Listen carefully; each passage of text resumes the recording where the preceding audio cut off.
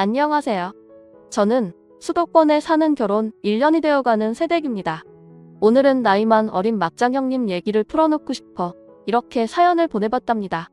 남편은 형과 2살 차이 나는 여동생이 있습니다. 시댁에 갈 때마다 시부모님과 아가씨는 참 좋은데 아주버님과 형님 때문에 빈정상할 일이 제법 많았답니다.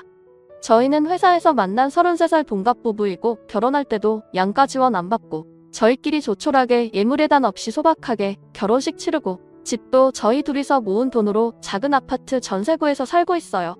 시댁도 친정도 같은 지역에 1시간 내외 걸리는 거리라 부담 없이 찾아가 뵙고 놀다 오고 있어요. 저희에게 바라는 것도 별로 없으시고 시댁 가면 어머님이 차려주시는 저녁 먹고 전 설거지만 할 정도로 시집살이 같은 거 안 시키세요. 설거지도 요리할 때 나오는 설거지는 어머님이 대강 치워주시기 때문에 크게 어렵지도 않고 얻어먹은 사람이 설거지 정도는 해야 한다는 마음에 전혀 기분 나쁜 거 없이 즐겁게 하고 온답니다. 아가씨는 다른 지역에 취직해 일하고 있기 때문에 부딪힌 적이 별로 없어요. 이번 어버이날에도 평일이라 못 온다며 저희 편한 대로 부모님 모시고 식사하라고 아예 미리 빠졌었고 추석에도 당직이라고 얼굴만 비추고 가서 별로 부대 껴본 일이 없네요. 그래도 만나면 인사 잘하고 잘 지내는 편입니다. 큰형은 남편보다 5살이 더 많은데 9살 어린 여자와 결혼을 했어요. 2년 전에 결혼했고 그때는 시부모님이 결혼자금을 1억 5천 보태주셨다고 했어요. 저희에겐 그렇게 보태주지 못하는 것을 미안해하셨지만 저희 친정도 그리 보태줄 돈이 있는 것도 아니고 여태까지 키워주신 것만으로도 감사하다는 마음이 있었기 때문에 괜찮다고 말씀드리고 저희 돈으로 잘 꾸려보겠다고 알뜰살뜰 아껴서 결혼 생활을 시작했습니다. 큰형님은 저와 남편보다 4살이 어려요. 이런 동서 사이는 서로 조심해야 하잖아요. 근데 자꾸 반말을 하며 선을 넘어서 한번 들이박으려고 마음의 준비를 하던 참이에요. 처음에는 좀 긴가민가 했어요. 형님 목소리가 좀 작기도 하고 저도 시댁에서 지내기가 어색하고 긴장돼서 누구 말투를 신경 쓰고 듣고 있기가 어렵더라고요. 몇 번의 만남이 있고 나서야 이 사람이 나를 만만히 보고 있구나 하는 게 느껴졌어요. 처음에는 요자를 얼버무리는 정도였어요. 동서, 이리 좀 와요. 동서, 이것 좀 저기에 놔줘요. 이렇게 언뜻 틀어서는 모르게 끝에 요자만 들리는 듯 마는 듯 작게 말하더라고요. 처음엔 그냥 한 식구라서 친근하게 말하려고 그러는 건 줄 알았습니다. 근데 가만 보니 점점 작게 말하는 요자도 빼고 그냥 대놓고 화대를 하더라고요. 그것도 둘이 있을 때 더 심하게 말하더라고요. 동서, 내가 해산물 싫어하는 거 알면서 대게집을 가자고 하다니 왜 그러는 거야? 이런 식으로 나 무시하면 가만 안 둘 거야. 이게 형님이 노골적으로 저를 하찮게 대한다는 걸 느끼게 된 전화통화였어요. 전 형님이 해산물을 싫어하는 줄 몰랐습니다. 형님은 모시려고 초대한 자리도 아니었고요. 아버님, 어머님이 한꺼번에 코로나를 앓으시고 입맛이 떨어져서 밥을 잘 못 드신다는 말씀을 듣고 제가 평소에 해산물 좋아하시는 아버님, 어머님 모시고 대게집으로 모시고 간 날이었어요. 그냥 가볍게 식사하려고 남편도 없이 혼자서 간 자리였고 형님이 오실 줄도 몰랐어요. 어머님도 어쩐 일이냐고 형님에게 물어보실 정도이니 형님이 약속도 없이 시댁에 들이닥친 거잖아요. 마침 예약한 집으로 가려고 집을 나서던 참이라 같이 먹으러 가자고 한마디 한 것뿐이에요. 메뉴 물어보시기에 대게집이라고 다 얘기했고 제가 사는 자리라고 알고 따라오신 거예요. 식당에서 먹기는 또 엄청 잘 먹더라고요. 주문할 때도 형님은 자기는 되게 맛있는지 모르겠다며 킹크랩으로 주문하자고 설레발을 쳐서 저는 이게 뭔가 하면서도 킹크랩을 주문했어요. 스키다시가 많이 나오는 고급 식당이 아니더라도 킹크랩은 엄청 비싼 음식이에요. 형님 먹을 것까지 주문하니 몇십만 원어치가 되더라고요. 그것도 나름대로 소개스린데 거기에 마음대로 여기요, 계란찜도 주세요, 대게튀김도 같이 주세요 하며 마음대로 추가 주문을 하더라고요. 먹성도 어찌나 좋은지 쪄서 나온 킹크랩의 절반은 형님 입으로 들어갔던 것 같아요. 저는 아버님, 어머님 옆에서 살 발라드리느라고 정신없어 잘 챙겨 먹지도 않았는데 형님이란 사람은 와 진짜 그냥 합숙해서 먹기만 하는 거예요. 어머님은 한숨을 쉬시며 둘째야 괜찮다, 어서 너도 먹으렴 하고 저를 챙겨주셨지만 두 분이 너무 기운이 떨어져서 모시고 나온 참이라 저는 정말 잘 챙겨드리고 싶었거든요. 어머님도 형님 쳐다보면서 착잡해하는 게 느껴지고 해서 저도 좀 마음이 편치 않았어요. 정말 그 자리에서 뭐라고 할 수 있는 성격이 되었다면 시원하게 한마디 하고 싶을 정도였어요. 당연히 계산은 제가 했고 형님은 잘 먹었다는 인사도 없었어요.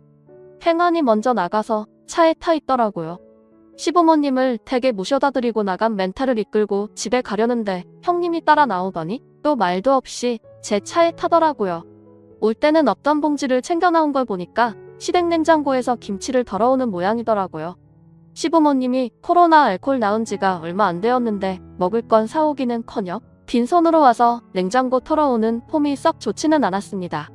인사치레도 없이 당연히 제가 데려다 주는 줄 아는 것도 기가 막히기도 했어요.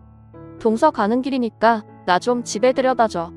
집이 많아서 버스 타고 가기는 좀 그렇네. 이렇게 말하면 형님 집이 저희 집과 시댁 사이에 있는 줄 알겠어요. 완전히 반대 방향은 아니지만 형님 집에 들렀다 집에 가려면 1시간이나 돌아서 가야 합니다. 이미 멘탈이 나간 상태라서 싸우기도 싫고 해서 아무 말 없이 데려다 주었어요. 형님과 함께 있으면 정말 기운이 빠져요. 입에서 좋은 얘기가 나오는 법이 없거든요. 아까 그 식당은 좀 그렇더라. 좌석도 별로고 스키다시도 별로 안 나오는 싸구려 집이잖아. 괜히 입맛만 버렸네. 동서도 좀 센스가 없네. 맛집으로 잘 알아봤어야지. 근데 동서는 옷을 너무 후질근하게 입고 다닌다. 칙칙하게. 메이커도 없는 것 같고 같이 다니기가 좀 그러네. 명품까지는 안 되더라도 좀 메이커 옷으로 잘 입고 다녀? 뭐 이런 식이라 대답하기도 싫었어요. 살면서 아는 사람으로도 두고 싶지 않은 사람이 가족이 되니 자꾸 이런 말 같지도 않은 말을 듣게 되어 스트레스가 이만저만이 아니었어요. 이날도 집에 와서 남편에게 한바탕 했어요. 남편은 저에게 쩔쩔매며 사과했어요. 자기도 형에게 형수의 말투 때문에 통화한 적이 있는데 형은 왜 그런 걸로 유난했냐며 뽑으면 재수도 반말시키라며 오히려 자기와 저를 예민하고 이상한 사람으로 몰았대요. 남편은 정말 미안하다고. 말이 안 통하는 건 형이나 형수와 똑같으니 형과 형수를 최대한 만나지 말자고 빌고 또 빌었습니다. 속이 상했지만 남편도 저희 친정에 자주 찾아가서 자잘하게 정보를 바꿔주거나 무거운 물건을 들어주는 등 아들 노릇하는 사람이라 뭐라 말하지 못하고 넘어가게 되었습니다. 그러고 나서 형님한테 저런 말도 안 되는 전화가 온 거예요. 혼자 킹크랩을 반이나 처먹고 나서 말도 없이 해산물 식당으로 데려갔네 뭐네 하며 소리소리를 지르더라고요. 아니, 형님 그건 제가 시부모님 대접하려고 집 나섰는데 형님이 연락 없이 오신 거라 그런 거잖아요. 아니, 내가 연락 없이 갔다고 타박하는 거야, 감히? 윗사람이 혼내면 나 죽었어 하고 가만히 있어야지 어디서 말대꾸야? 이런 전화를 받고 저는 속병이 나서 남편에게 또 화를 낼 수밖에 없었습니다. 우리가 피하면 뭐하냐고 이렇게 전화로도 괴롭히는데 스트레스 받아서 살 수가 없다고 남편에게 소리소리를 지르면서 화를 냈습니다. 남편 잘못은 아니지만 남편이 아니었으면 겪지 않았을 일이니까요. 저희는 시부모님께 이 일을 말씀드리고 형님 댁과 인연을 끊겠다고 말씀드리려고 마음을 먹었습니다. 시부모님도 기가 약하신 분들이라 형님과의 일을 중지해 주실 거라고 기대하지 않았거든요. 명절이건 시부모님 행사건 형님이 오는 날은 시댁에 안 가겠다고 말씀드리려고 했어요. 형님과 아주버님 전화도 다 차단하고 남처럼 살 거라고요. 근데 아주 희한하게 해결이 되었답니다. 시댁에 있을 때 형님에게 전화가 온 거였어요. 저는 받기 싫어서 수신 거부를 하려고 했는데 갑자기 남편이 시부모님께 잠시 조용히 하시라고 하더니 스피커폰으로 전화를 받았어요. 동서, 왜 이렇게 전화를 늦게 받아? 옷사람이 전화하면 3번 울리기 전에 제각제각 받아야지. 버릇없이 이게 뭐야? 아버님 어머님은 이렇게 노골적으로 저를 함부로 대하는 형님 모습에 놀라신 눈치였어요. 그동안 두 분 있는 곳에서는 형님이 말을 좀 조심했었거든요. 다음 이어지는 말은 더 가관이었어요. 땡땡이가 다음 주말에 결혼할 남자친구 데려온다는데 남자친구 나이가 많다며? 참 걔도 야가 빠졌네. 지네 집에 돈이 없으니 늙은 남자한테 돈 보고 집 가나봐. 근데 노인네들 뭐 모아놓은 것도 없을 텐데 딸 자식 신입 보낸다고 우리한테 손 벌리는 거 아닌가 몰라. 우린 돈 내놓을 생각 없으니 동서도 행동 똑바로 해. 괜히 알랑방귀 뀌느라 돈 보태서 우리만 난처하게 하지 말고. 그리고 노인네들 죽으면 그 아파트는 우리 거니까 혹시라도 눈독 들이지 마. 안 그래도 얼마 없는 유산 형제끼리 싸우면서 갈라봐야 얼마나 되겠어.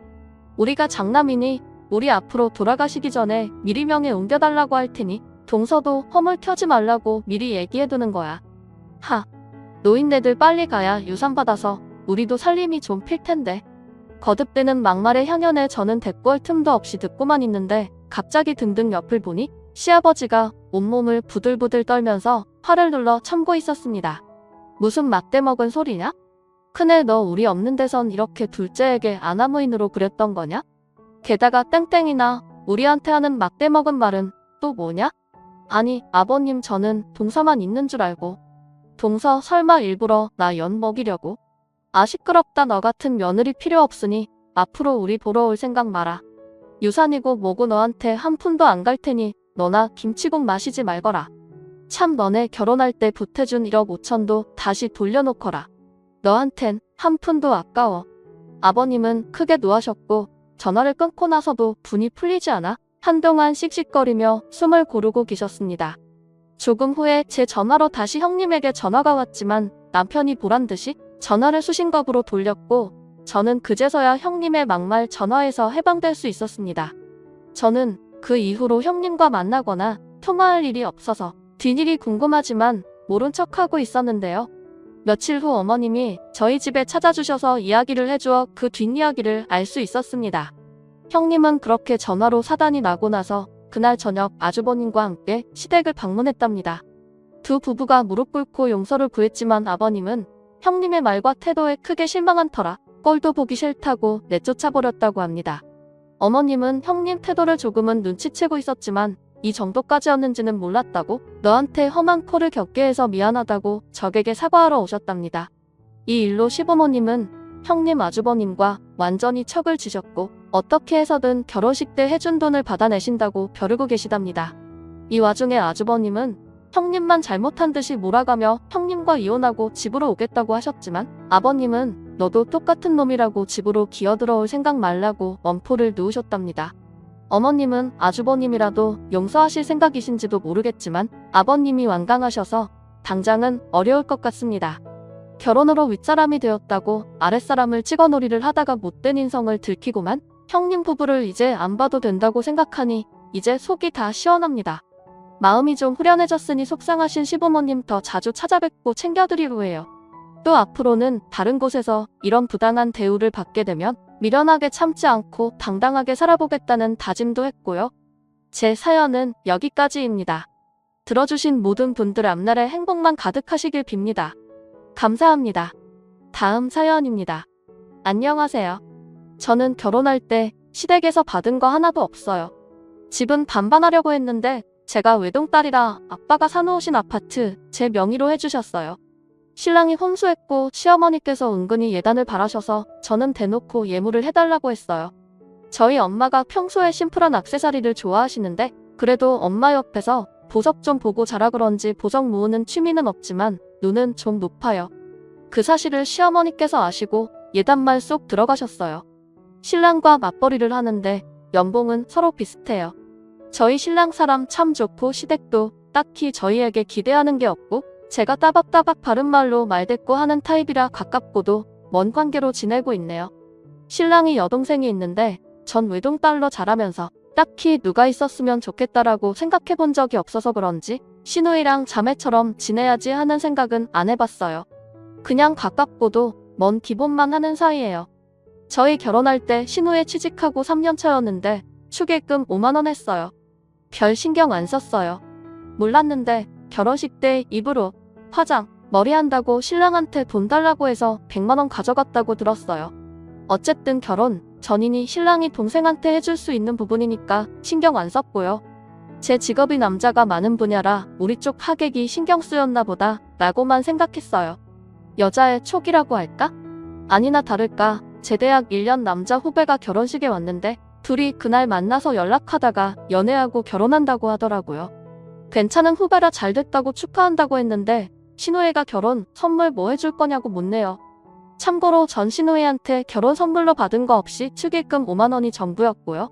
그래도 신우이라 뭐라도 해줘야지 하는 마음은 있어서 뭐 가지고 싶으세요? 했더니 신우가 말하기를 언니네는 친정에서 집 해줘서 결혼 비용 얼마 안 들었죠? 오빠가 혼수 따 했으니 그때 혼수 못 하신 거 지금 한다 생각하고 세탁기, TV, 냉장고 요거 3개만 해달라네요. 그래서 제가 아가씨 혼수를 왜 나한테 하래요? 돈 모은 거 없어요? 아니, 신랑 쪽에서 집 해줄 형편이 아니라 대출받고 해서 반반 해야 하는데 한두 푼이 아쉽다고 친언니 같은 마음으로 해달라네요. 나한테 언제부터 여동생이 있었다고? 그런 거 없는데 라고 생각했죠. 그 자리에서 싫다고 얘기하고 세탁기 하나 정도는 해줄 수 있을 듯하니 세탁기 하나 해주는 걸로 신랑과 이야기해보겠다고 일어났는데 신우이가 입술을 삐죽삐죽 결혼할 돈이 부족하면 연애를 좀 더 하다가 돈을 더 모으고 결혼을 하던지 본인들이 결혼하는데 왜 내가 혼수를 보태야 하는지 전혀 모르겠어요. 이해가 참 안 됐어요. 신랑한테 이야기하니 세탁기만 해주자고 자기는 돈 벌면서도 축의금 5만 원 해놓고 참 웃긴다 하고는 넘어갔어요.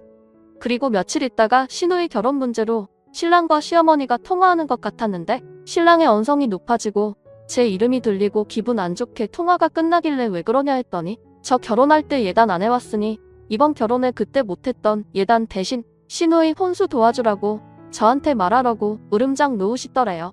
신랑이 어이가 없어서 예단은 우리가 집을 장만했어야 받는 거고 장인 어른이 집 해주셨는데 그럼 우리가 예단해서 처갓댁이 보내야지 어디서 예단 이야기를 꺼내냐고 저한테 헛슨소리하면 가만히 안 있을 거라고 하고는 시어머니와 이야기 끝났으니 누가 뭐라고 하면 그냥 무시하라고 하길래 알았다고 했어요.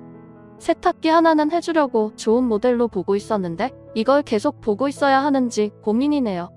그런데 시어머니와 시누이가 전화와 카톡 폭격으로 제 심기를 상상 초월하게 건드리더라고요.